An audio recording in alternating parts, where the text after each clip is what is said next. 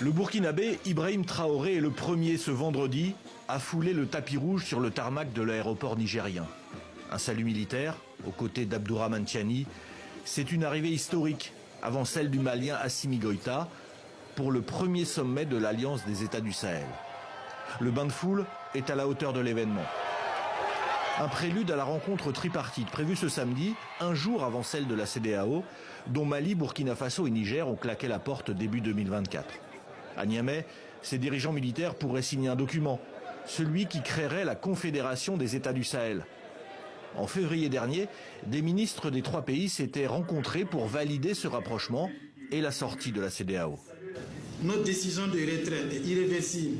Ni les intimidations, ni les diversions, ni les tentatives de déstabilisation de tous ordres ne sauraient nous détourner de nos objectifs communs de vaincre le terrorisme, mettre nos pays sur les chantiers du développement et exercer notre pleine souveraineté sur tous les plans. Les trois dirigeants évoqueront ce samedi à coup sûr la sécurité. Là encore, les militaires de ces pays enclavés du Sahel se sont déjà rencontrés à Niamey pour créer une alliance concrète sur le terrain avec la lutte contre le djihadisme érigée en priorité. Une force conjointe sera opérationnelle dans les plus brefs délais pour prendre en compte les défis sécuritaires dans notre espace. Nous sommes convaincus qu'avec les efforts conjugués de nos trois pays, nous parviendrons à créer les conditions d'une sécurité partagée.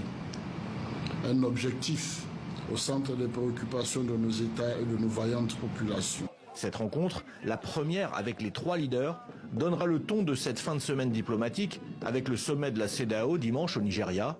Certains membres de l'organisation, comme le président sénégalais, appellent à une réconciliation avec l'AES.